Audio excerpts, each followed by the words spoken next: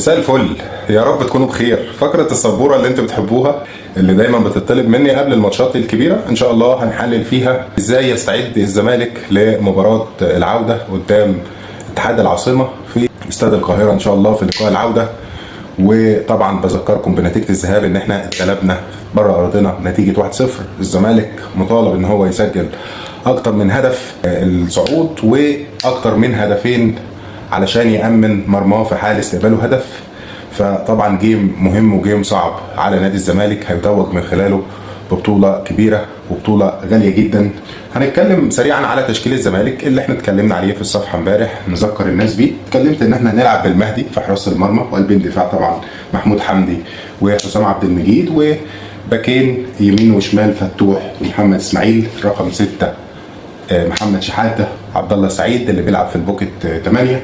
والرقم 10 بتاعنا هو مفاجأة التشكيل هيكون عدي الدباغ، وطرفين شوكو بانزا او من ينوب عنه ان كان ادم كايت او احمد شريف، لكن انا بفضل شوكو بانزا وهتكلم ليه. وطبعا ناحية اليمين خوان بزيرة، وسنتر فيرود وحيد هو ناصر منسي. نادي الزمالك مطالب ان هو يلعب جيم مختلف عن اللي بيقدمه طول الموسم او كل المباريات اللي اشتغل بيها مع كابتن معتمد جمال. تمام، ان هو يلعب جيم الفعل، ما يبقاش رد الفعل. رد الفعل ان انا بسيب الكرة للخصم يشوف هو بيعمل بيها ايه وابدا انا اامن نفسي. لكن جيم الفعل ان انا اللي باخد الكرة وانا اللي بيكون عندي المبادرة. ده جيم من نوع جديد يمكن لجأ له الكابتن معتمد في ظروف بسيطة جدا، اللي هي المباريات اللي كان بيبحث عنها عن انتصار ضروري. وحط تحت كلمة ضروري ديت 100 خط.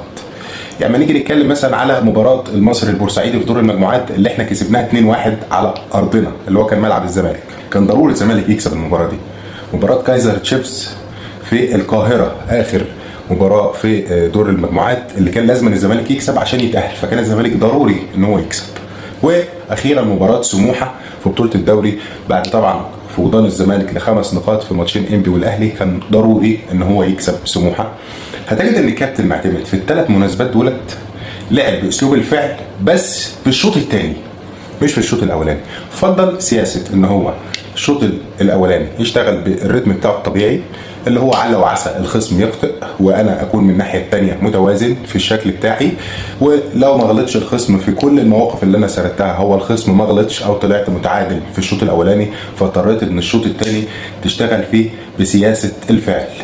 يبقى احنا قدامنا اوبشن من 2، يا اما ابدا بشكل متوازن واذا ما حدث اخطاء ابحث عن الهدف بتاعي الشوط الثاني، او ببحث ان انا اكون مبادر من الدقيقه الاولى. نموذج كروس في 2019 كان هو النموذج المتوازن اللي بيبحث عن الخطا في خطوط دفاع خصومه على مدار 90 دقيقه لحد ما كافئه القدر بضربه جزاء كان ممكن ما تتحسبش. ونموذج ثاني لجوميز اللي هو بدا مبادر من الدقيقه الاولى في مواجهه نفس النادي نهضه بركان في نهائي كونفدراليه 2024، واللي نجح من خلالها جوميز ان هو يسجل هدف التقدم بشكل مبكر جدا، قدر ان هو يحسم من خلاله اللقاء وياخد اللقب الغالي. الزمالك مطالب ان هو من الدقيقه الاولى في تقديري ان هو يشتغل جيم الحيازه وجيم الضغط العالي من الدقيقه الاولى. واحد يسالني طب احنا ليه ما نبداش متوازنين؟ طيب ما الموضوع كله هدف، احنا مش محتاجين اكتر من كده، هات هدف وبعدين نبقى نفكر. تمام، لان الاحمال البدنيه بتاعت الفرقه عليها ملاحظات كبيره جدا. سمعت لقاء محلل اداء نادي انبي ان هو ازاي يستهدف نادي الزمالك وجروا الجيم بدني واستنزفه ونجح من خلاله ان هو يفقد الزمالك نقطتين في الدور الثاني، لان هو عارف ان الزمالك عنده مشاكل بدنيه كبيره وهتظهر بمرور الوقت. عشان كده اجهز وقت انت هتبقى لائق فيه بدنيا هو الدقايق الاولى، جمهورك باعلى صوت، لعيبتك باعلى درجات الحماس، وخصمك في اقصى درجات الرعب. فانا بشوف ان ده افضل وقت ان انت تضغط فيه على خصمك، تبحث عن الهدف المبكر زي مثلا ما عمل الاهلي في مواجهه الترجي، بغض النظر ان الاهلي بعد حتى ما نجح ان هو يسجل الهدف ما احترمش فرقه الترجي وتراجع شويه وده استنزفه بدنيا. فالزمالك كل مطلوب منه ان هو يسجل هدف، بعد ما يسجل هدف نتناقش بقى مع بعض نشوف ازاي نخلي الجيم متوازن ولا نخليه غير متوازن. نبدا بالاسلوب اللي كلمت حضراتكم عنه، اسلوب الفعل، اسلوب الضغط العالي.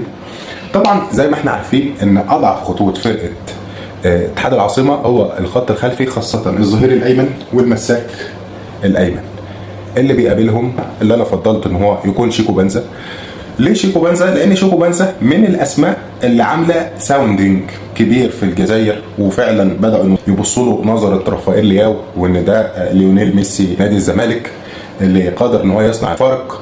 شيكو بنزا طبعا رغم ان مميزاته السرعه مش هتبقى متاحه في جيم زي كده، رغم ان هو مش جيد في حته الارتداد الدفاعي، رغم ان هو برده مش من عناصر الحيازه اللي بيقدر يقف على الكوره بشكل كبير، لكن انا بشوف ان وجود اسم زي شيكو بنزا كفيل ان هو يكون مراقب باكتر من رقابه فرديه. يعني كده كده هيتولى الظهير الايمن، وممكن يحجز معاه مفتاح لعب خطير جدا وعنصر التحول الوحيد في فرقه اتحاد العاصمه، الراجل اللي سجل فينا الهدف.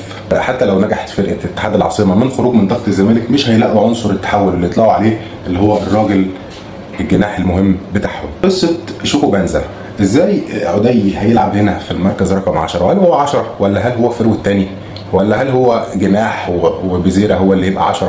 وهل هيقدم الواجب الدفاعي مع الستة والثمانية بتوعنا في ظل الضغط العالي؟ احنا محتاجين ضغط عكسي. لو الكرة اتقطعت مننا هيحصل ارتداد ازاي؟ هنقطع الكرة ديت ازاي؟ دي كلها اسئله هنجاوب عليها.